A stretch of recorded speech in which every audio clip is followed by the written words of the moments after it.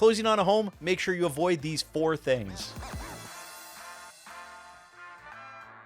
Welcome back, everybody, and thank you so much for joining me again this week. It is an absolute pleasure to have you tuning in each and every week. I'm curious to think, what do you think these mistakes are? Take a guess in the comments or just watch this video and find out. If you like the information that you hear here today, be sure to pop a like on it, because what that's going to do is that's going to propel this video in front of people that want to benefit from information like this. And if you haven't already, be sure to pop a subscribe on this video. That way you can join our growing community. And lastly, if you are looking to get a hold of me directly, you can use the link in the description below to book a call with me at a time that is convenient for you. Let's jump into this. 4 things that I think you need to avoid if you're closing on a property soon. Number 1 is probably the biggest. Don't go on a shopping spree.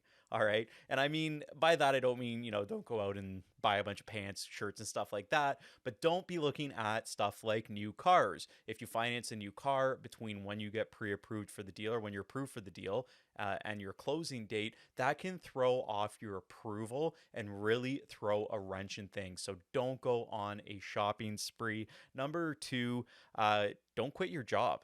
You have to remember that your mortgage was approved based on the employment that you currently had when you got the approval done. If you quit your job, definitely going to throw a wrench in things and make it a lot more difficult to close. It can put your closing in jeopardy. Number 3, don't start booking renovations. And this necessarily isn't something that can affect the closing of your deal, but this is just some sound advice that I've personally gone through. When you purchase a home, you're planning on doing a bunch of renovations, lining up the contractors, and kind of ticking off these boxes of what you want to do right away. However, various things can get thrown into play, such as a delayed closing, so your contractors can't line up on time, or you live in the house and you decide that maybe you actually don't need those renovations. A lot of people think they want to go in and do everything right away, bang, bang, boom, all that kind of stuff.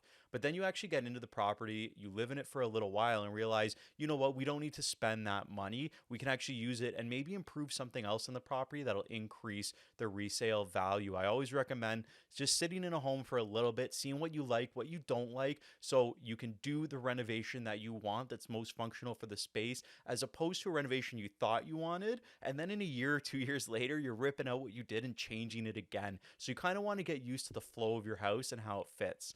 Number 4, do not get overwhelmed. Now, this can be super stressful, whether you're a first-time buyer, I was gonna say a second-time buyer, but if you're a second-time buyer, you're selling your place, you're moving up, try not to get overwhelmed. There is a lot that can go into this, especially if you're not doing it every day like me, but that's why you need to work with professionals that will let you know the next steps, what needs to take place. Here are the contacts you need to reach out to. Here's what your closing costs might be. Just somebody that'll guide you all along the process, to not overthink every single step and worrying that something's going to fall through the cracks and you're going to miss something. So don't get overwhelmed. Take it one day at a time. Closing isn't that stressful.